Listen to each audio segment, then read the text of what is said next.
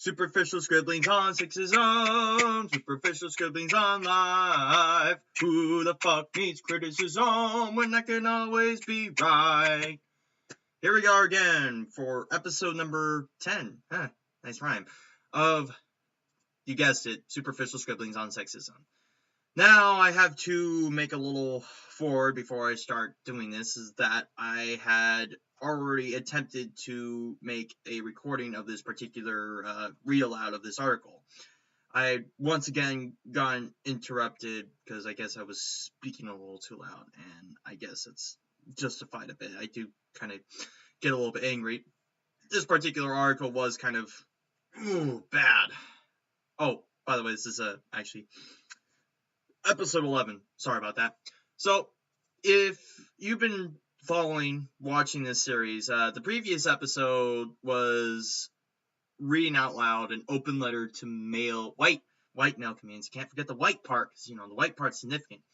Where this bitch named Wendy West was trying to tell men off about, oh, you're fucking misogynist because you make rape jokes.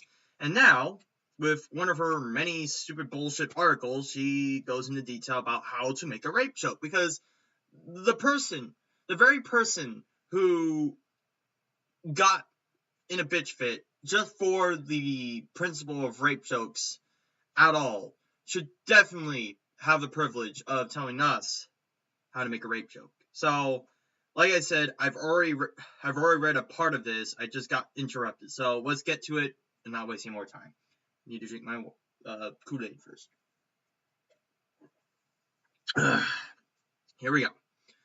Hello, precious flowers. I know it's been a difficult couple of days for all of us, what with certain people interrupting certain other people, so rude, and certain other people suggesting that said interrupters deserve to be hilariously gang raped, so edgy.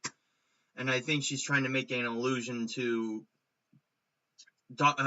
Daniel Tosh's comedy sketch where a woman was saying out loud during his little, stand-up, that wasn't funny, that offended me, the rape joke. And then, like any comedian would normally do, is pretty much get out here with another fucking rape joke. Like, oh, I bet she got raped by like 5 guys. Because you're not supposed to do that at a comedy show. And assuming that this bitch even knows fucking comedy, you would think that she would know that, but since she can't even use the fucking term comedian correctly in this context, I doubt she knows anything about comedy. Anyhow, let's keep going. In case you're not caught up, comedian Daniel Tosh made some rape jokes at the Laugh Factory in Hollywood. A female audience member informed him that rape jokes are never funny. Informed or just yelled out loud while he was doing his sketch, right? In retribution, Tosh said it would be hilarious if she were gang raped right there in the club.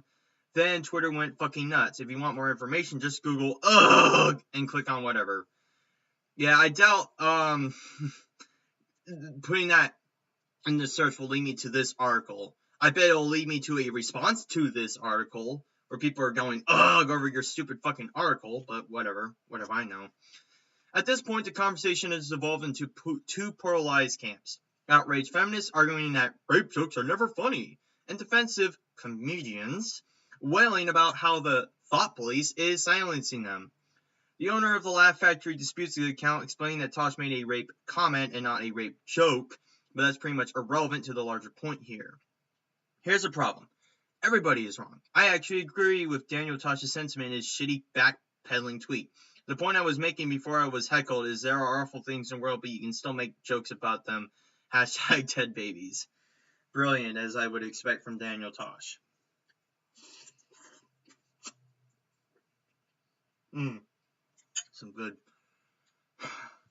top of ramen. The world is full of terrible things, including rape, and it is okay to joke about them. Despite that, the entire fucking article before, in the previous episode that I made, you were just complaining about guys making jokes. Or that apparently the rape jokes they were making were not in particular taste, even though you never told us what particular taste it was. Let's keep going. But the best comedians use their art to call bullshit on those terrible parts of life and make them better, not worse.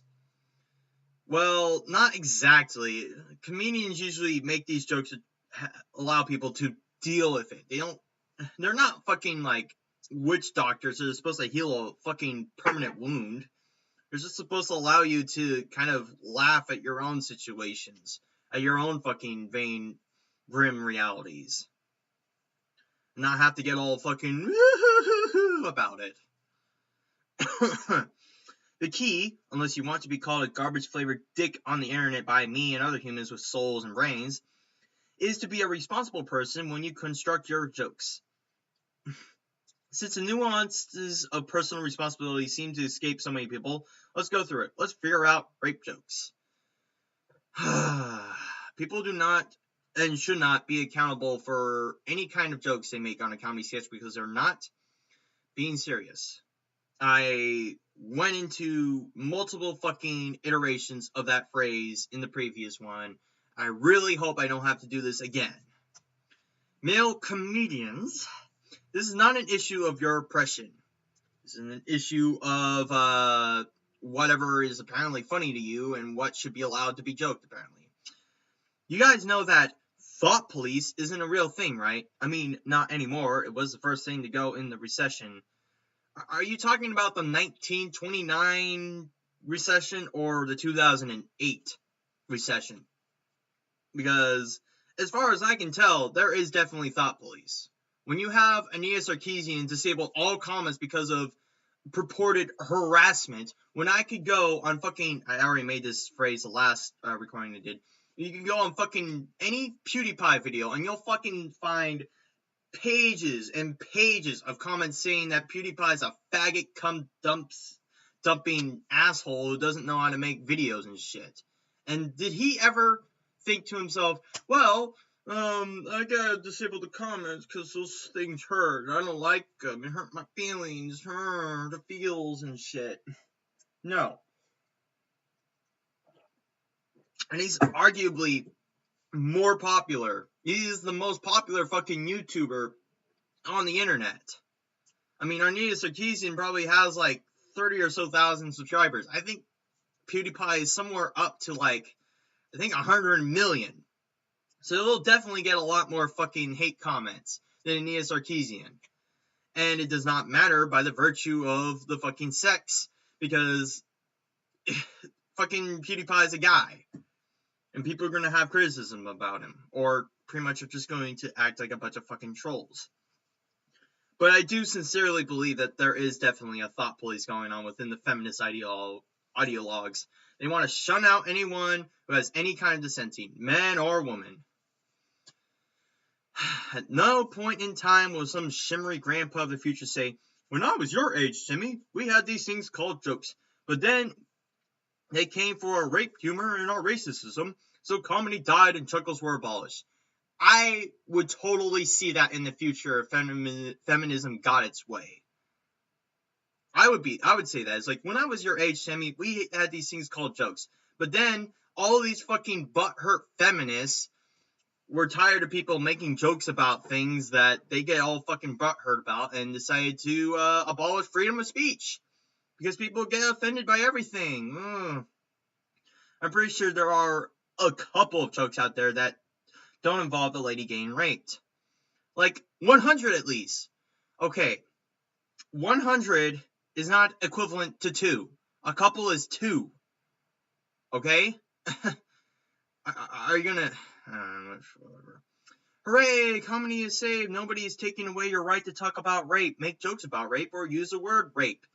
Even though I'm pretty sure in the next fucking paragraphs you are going to make a tacited points about how to make a rape joke without actually even alluding to it. So you pretty much are trying to abolish it. No cunty feminist killjoy citizens arresting you and taking you to brain jail for your shitty rape joke. I'm already being taken to fucking prison anyway by you, apparently. It's unlikely, but, say, after all this public outrage, Deanna Natasha actually does get fired from Comedy Central. A person being removed from her position of power at a private company. Comedy Central is not the U.S. government, FYI. After the public speaks up is not an affront to freedom, it is integral to freedom. If you make things that people do not like, people might stop buying your product. That's the deal. Well, tough shit. If if people are going to get offended by fucking rape jokes that Daniel Tosh makes, then clearly they're not the audience for him. Too bad. But I'm the audience because even though I've never been raped, I can still laugh about it. And I'm pretty sure people who have been raped can still laugh about it. I mean, it might be a little bit uncomfortable, but they can still laugh about it. It's unlikely, but... Oh, oops, wrong fucking paragraph. Let's keep going. In this case, this isn't perfectly clear that you can say whatever you want. I doubt it. You can say whatever you want. It just says the same thing over and over again. That said, a comedy club is not some secret space. It's a guy with a microphone standing on a stage that's only 1 foot above the ground. If you really wanted to take it technically like that, yeah, that is what it is. But there are rules and regulations and exceptions to this thing. I know that fucking a comedy club is not some sacred fucking section that anything says goes, but most people who come to a comedy club and listen to somebody make jokes knows that they're jokes. They know that that person's not being serious. Whether they find it funny or not, whether they get offended or not, does not matter, because whatever that person is saying is not supposed to be some kind of statement that they wholeheartedly believe. Like I said, I do not want to have to keep going into detail about this. I already said it too many fucking times in the last episode. But since this bitch needs to get canned in 2 different fucking episodes, I have to. Fuck. And the flip side of that awesome microphone power you have, wow, you can seriously say whatever you want. Apparently not. Is that audiences get to react to your words however we want. Yeah, but audiences don't get to react by yelling to the comedian, oh, that's not funny, I'm offended. If they don't like the fucking joke, here's their reaction. They can fucking leave. That's the only reaction they get to make. Or they can say, boo, that's not funny. Well, I guess that would be the same as yelling, it's not funny, I'm offended. But that's the only reaction that audiences get to make. Okay? The defensive refrains currently echoing around the internet are, you just don't get it, comedians need freedom, that's how comedy gets made. If you don't want to be offended, then stay out of comedy clubs. That's what I've been saying, because that's what you should do instead of being a fucking social ideologue complaining about shit like jokes. You're exactly right. That is how comedy gets made. So consider this your fucking feedback, okay? 90% of your rape material is not working. Are you talking about my rape material or Daniel Tosh's? And you can tell it's not working because your audience is telling you that they hate those jokes. Whose audience, bitch? Are you the entire fucking audience of Daniel Tosh? No, you fucking ain't. If people still go to his fucking comedy clubs and get a good hearty laugh, then he must be doing something right with the jokes. This is the feedback you asked for. If people don't want to be offended, they shouldn't go to comedy clubs. Last time I kind of read it like a statement rather than a question. If people don't want to be offended, they shouldn't go to comedy clubs. Maybe, but if you don't want people to react to your jokes, you shouldn't get on stage and tell your jokes to people.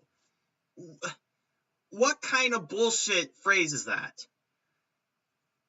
How can a comedian be a comedian if he can't have people react to his jokes in any way? Should we just have comedians that make jokes and people are just like, yeah, whatever, keep going?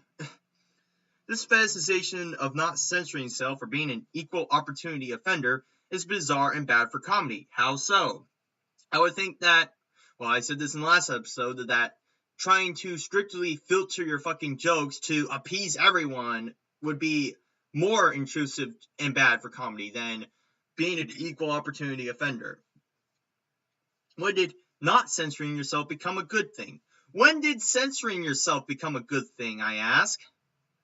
We censor ourselves all the time because we are not entitled sociopathic fucks. Now, last episode, this is about as far as I got because this statement was so fucking stupid. So, here comes some serious fucking facepalm shit.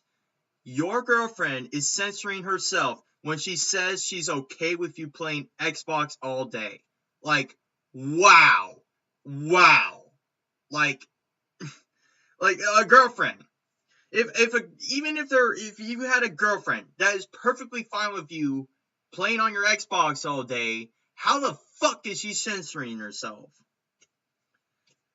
And I can tell you for a fucking fact that a man will not play on his Xbox if he has an opportunity to fuck her fucking snatch or something, get her in the sack. Because if a guy is going to lose his girlfriend because he wants to play on his Xbox all day, yeah, he's going to take more precedence over the girlfriend than the Xbox. Fucking 9 times out of 10. God, that statement was just so bad. Anyhow, now everything else up to this point will be completely new to me. In a way, comedy is censoring yourself. Comedy is picking the right words to say to make people laugh. Yes, there is some homework to be done, but otherwise, anything says goes. A comic who doesn't censor himself is just a dude yelling. Totally. And being a equal opportunity offender, as in, it's okay because Daniel Touch makes fun of all people, women, men, AIDS victims, dead babies, gay guys, blah, blah, blah, falls apart when you remember, as so many of us are forced to all the time, that all people are not in equal positions of power. Oh, great. She's going to throw the equality card all over us now, right? That, well, because women are in the minority, we can't make jokes about them. Rape victims are the minority of the jokes it can make. So we can't make jokes about them either. Oh, don't worry. I punch everyone in the face. People, baby ducks, a lion, this Easter Island statue, the ocean. Okay, well, that baby duck is dead now, and you're a duck murderer. It's really easy to believe that nothing is sacred when the sanctity of your body and your freedom are never legitimately threatened. What? Okay, that little quote that you just made out of your fucking head was supposed to be a joke, right? You are reacting to that joke in a way that would make it seem as though that person was being serious about that statement. Oh, yeah, I punched a fucking baby duck. Oh, it's dead. Even though you didn't actually punch a baby duck, you're just reacting as if that was true. Like, I actually did that. See, this is the problem, is that you can't fucking tell when something's serious or unserious, which is why I have to keep fucking reminding you. Let's keep going. According to the CDC, 1 in 4 female college students report that they've been sexually assaulted, and when you consider how many rapes go unreported because of the way we shame victims. Shame victims? Really now? Really? We shame victims? When it has been unconcluded that that person is actually a victim of the crime, how can we shame somebody who is not even been confirmed to be a victim of anything, huh? Yeah. And trivialize rape. Yeah, that's a lovely one too. Even when you have an accusation of a woman getting raped, fucking America loses his shit every fucking time. How the fuck do we trivialize rape? God, that means that if you're a comedian performing to a reasonably full room, there's a pretty good chance that at least one person in the audience has been sexually assaulted. So make sure to filter your fucking jokes already, We don't want people to get offended. Oh, at a comedy club when you're not being serious about anything you're saying. Ooh. If you didn't know that, fine. Now you do. Congrats. Thank you. I will continue to make sexual harassment jokes. And that person gets offended, I'm going to continue doing it because that is the sole means of being a fucking troll, Fuck. So when you make a joke in that room that trivializes rape, totally fucking does apparently, or mocks rape victims, shit, you are deliberately, because now you know, harming those people. Yes, of course, on purpose. Yes.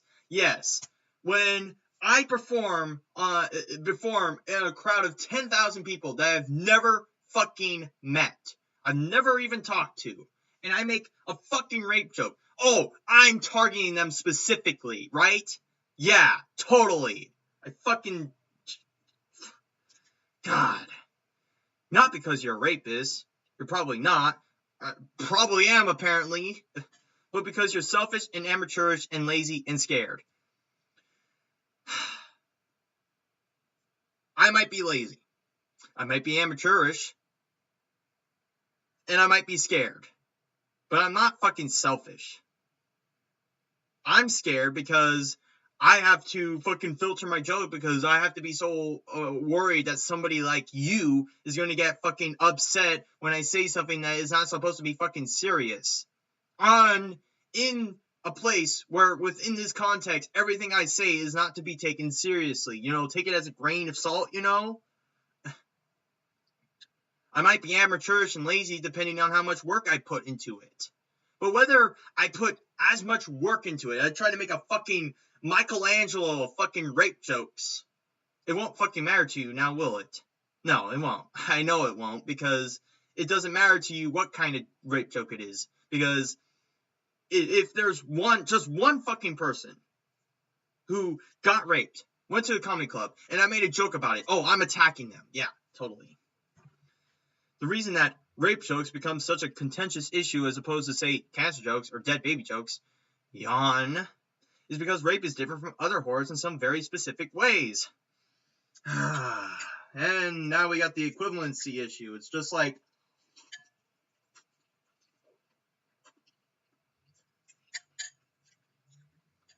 it's like saying male harassment is different from women harassment in some very specific ways. And thus we have to concern ourselves more with women's harassment than the men's harassment, rather than just equally caring about all forms of harassment.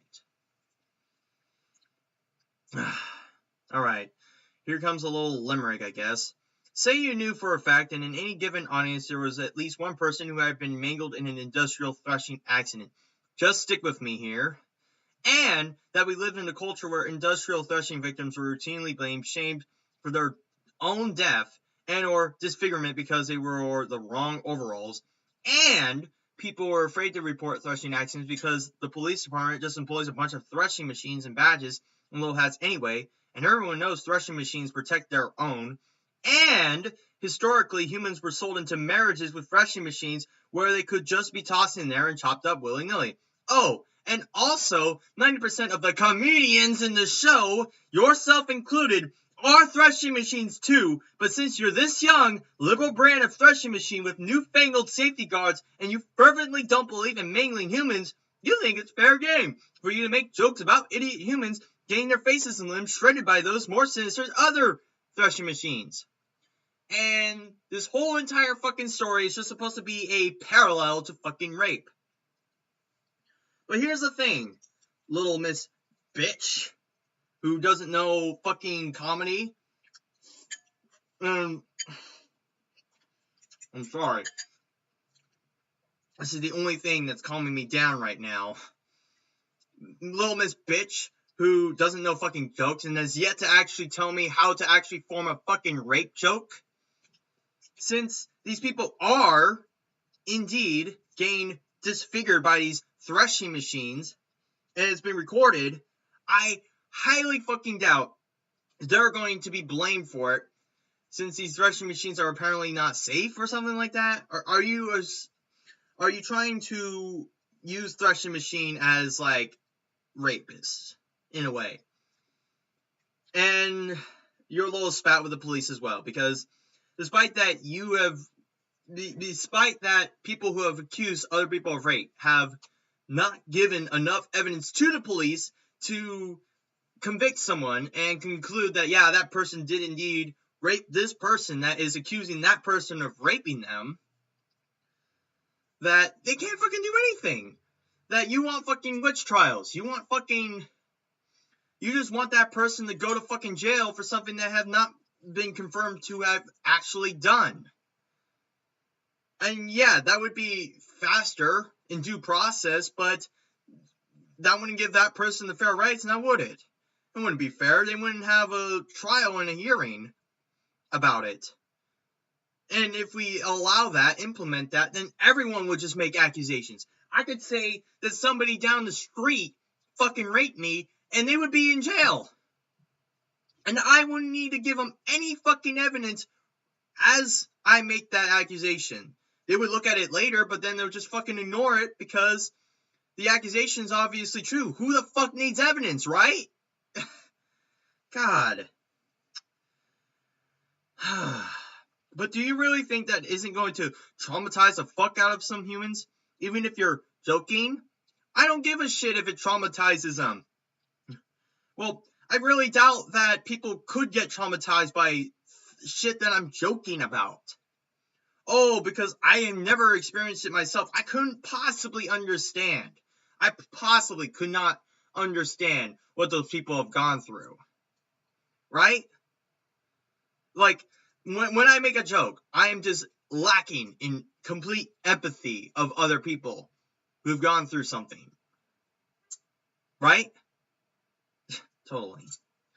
If you care so much about humans not getting thrust to death, then wouldn't you rather just stick with, I don't know, your new material on barley chaff? Hey, learn to drive, barley chaff. Sorry, for some reason said barely. See, here's the thing. You have yet to gone into any detail about how to form a rape joke. You just want us to talk about something other than rape jokes. That's not forming a rape joke. That's not making a rape joke. Part of progress is constantly reevaluating yourself and owning up to your shit. Here, I'll start. I made a rape joke once and I genuinely regret it. 2 years ago in my review of Sex and the City 2, I wrote, Sect 2 takes everything that I hold dear as a woman and as a human, working hard, contributing to society, not being an entitled cunt like it's my job, and rapes it to death with a stiletto that costs more than my car.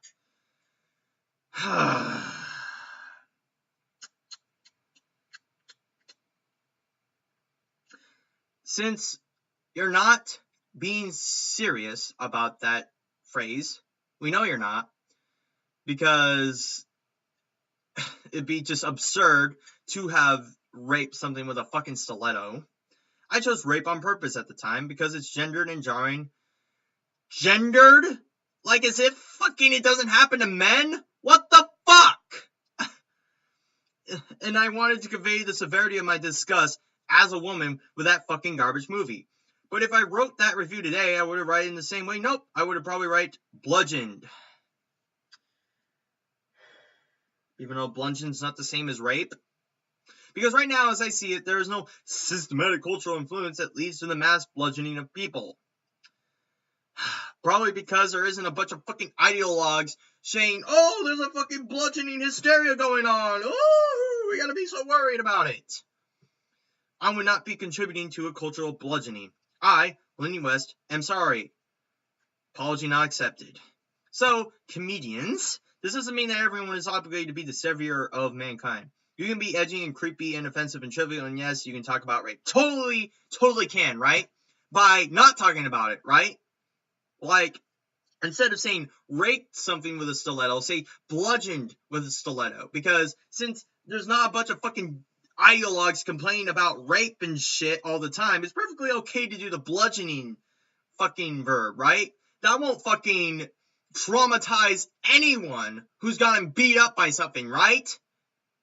Because they don't have a fucking ideologue. Fuck you. Doing comedy in front of a silent room is scary. Probably because nobody's laughing at your jokes. And shocking people is a really easy way to get a reaction. But if you want people to not hate you, I don't care if anyone hates my jokes, hates me just for my jokes. And wanting to not be hated is not the same thing as wanting to be liked. You should probably try and do it in a responsible, thoughtful way. Easy shortcut, don't not make rape victims of the joke. Really? So, like I said, how the fuck do you make a rape joke without alluding to some kind of person who got raped? Huh? How the fuck do you do it, woman? But she's actually going to finally show us some examples of how rape jokes work. So, here we go. First one, Borat. In Kazakhstan, the favorite hobbies are disco dancing, archery, rape, and table tennis. And I'm assuming that was supposed to be a joke because, well, it's a joke in the context that Kazakhstan is a Middle Eastern country in which pretty much rape is actually fucking normalized.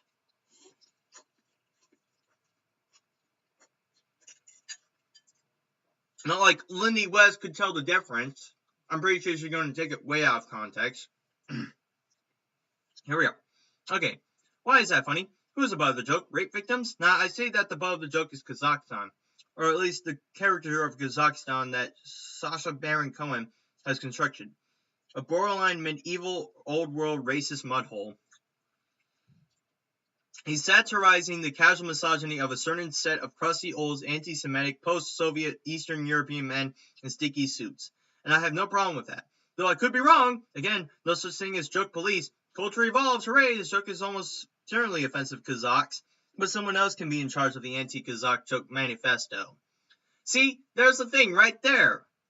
It's offensive to the people of Kazakhstan, especially those who don't identify, who don't actually follow in the idea that rape can be normalized, or don't think that they practice fucking normalized rape. You can offend anyone with a fucking joke. Why is rape so fucking special to that particular credit that you have to be all fucking filtering out where we don't talk about it to the point? So anyhow, 2, Louis C.K.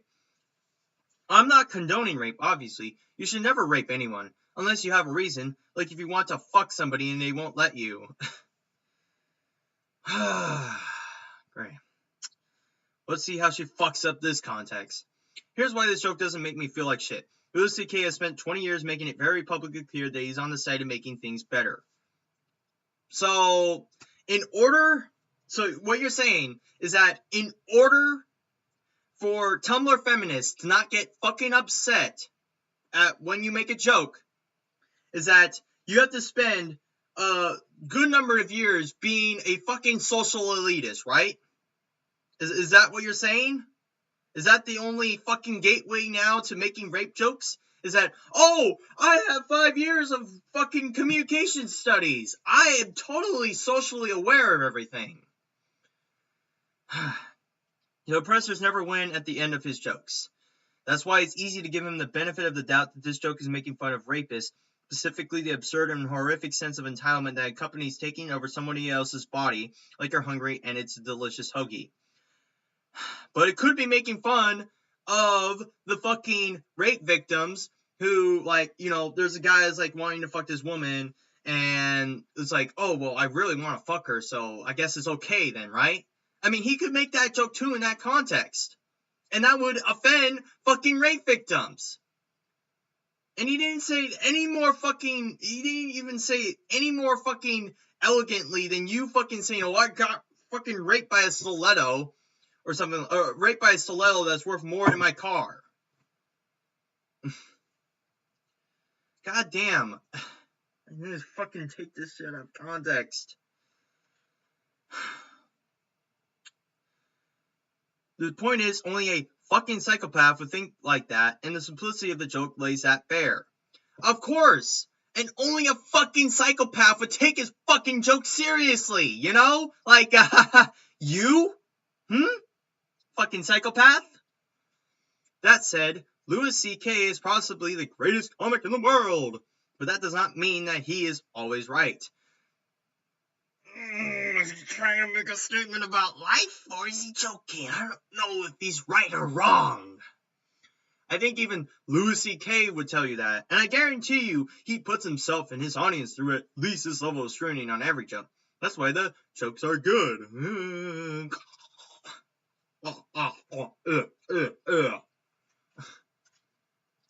Right, number 3, John Mulaney. Late at night, on the street, women will see me as a threat. That is funny. Yeah, that is funny. It's kind of flattering in its own way, but at the same time, it's weird because, like, I'm still afraid of being kidnapped. Well, it doesn't seem like a fucking rape joke, kind of more like a kidnap joke, but whatever. Comedians are just people telling stories about the world, and it is okay to laugh at horror and talk candidly about ugliness. This is one of the best rape jokes ever, since it's not really a rape joke, because it's an honest commentary on our fucked up cultural climate. The butt of the joke is John Mulaney. The woman running away from John Mulaney is not being mocked.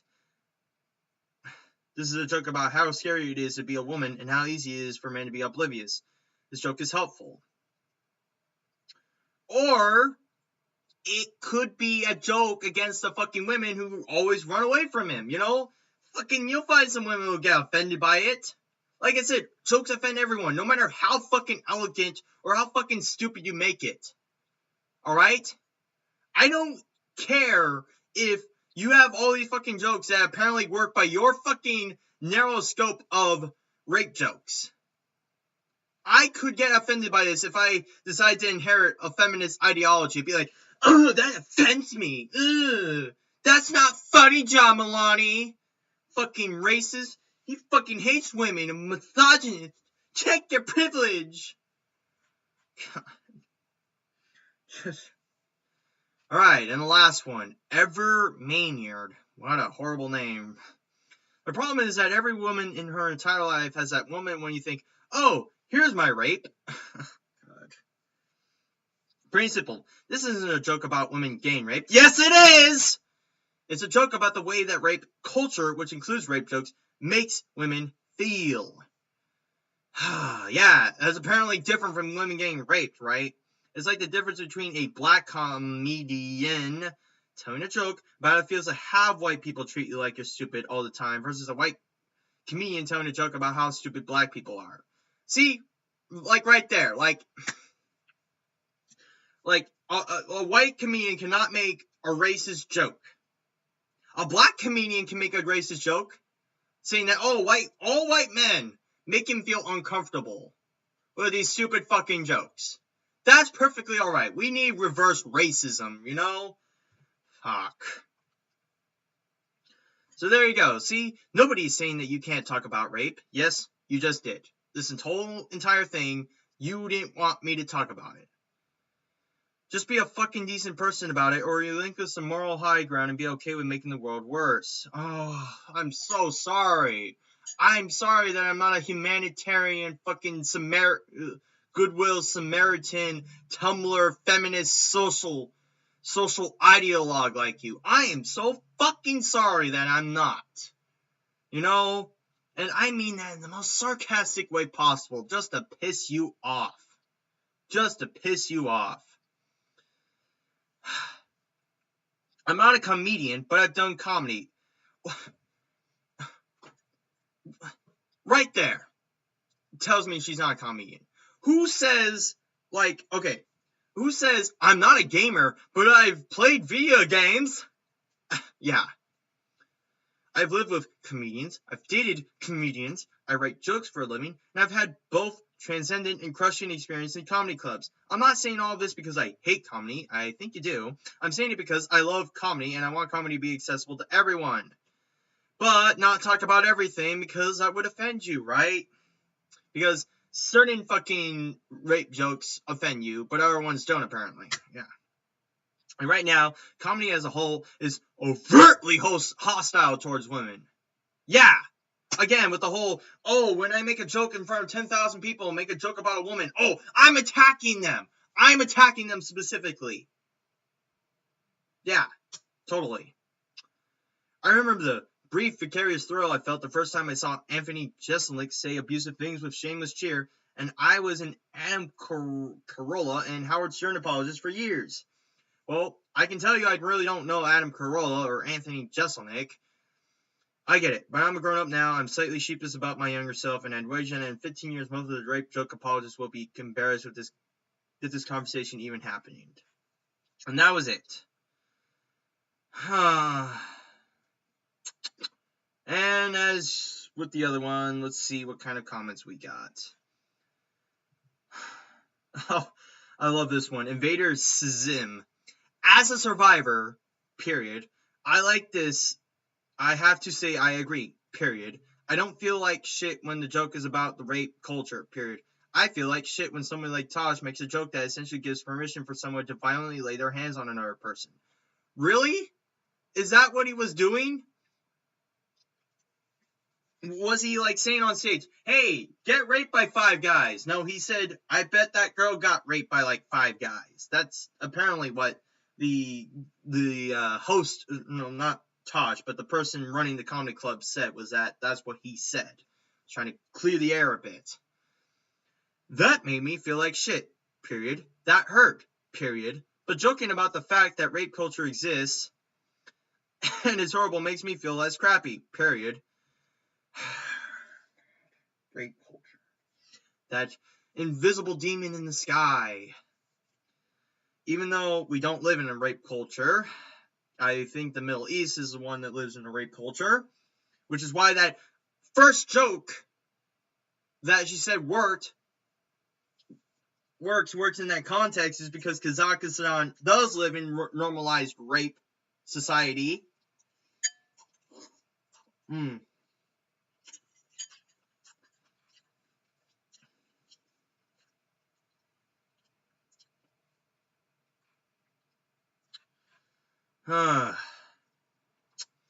Alright, here's another one. Equalist. You seem to have forgotten that Tasha's feedback was positive from the people who were in attendance. That's what particularly seemed to upset the heckler. The entire audience laughed.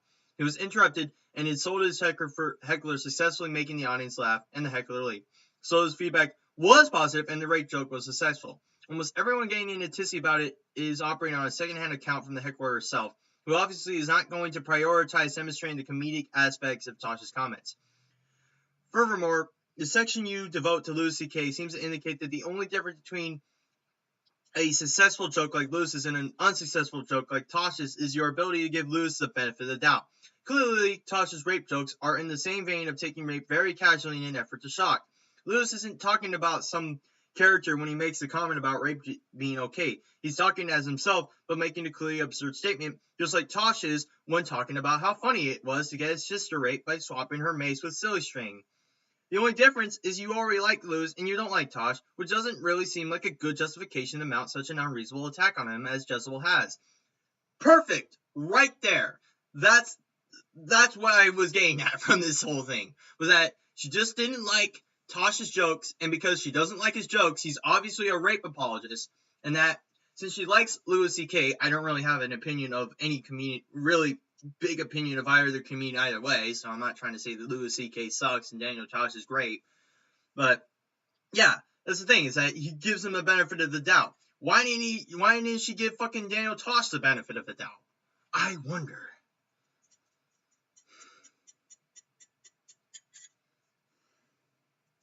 Louis C.K. has proven himself to be on the side of good, and Louis supports Tosh in this instance, so case closed.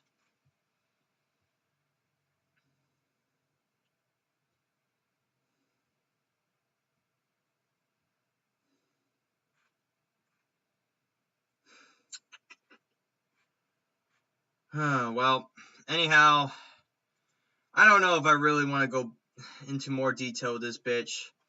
I think I've creamed her enough. If she really wants to make a fucking response and say that I don't get how this shit's offensive or not, and that I'm a rape apologist, whatever, let her do it. I don't care. But yeah, it's extremely hypocritical. It's extremely vain for somebody who continues to use the word comic instead of comedian, and gets offended by the principle of rape jokes, and only seems to accept certain rape jokes because she likes that comedian in particular, and then pretty much anyone else she doesn't really enjoy their jokes, they're obviously fucking rapists, of course. Anyhow, I bid you guys adieu.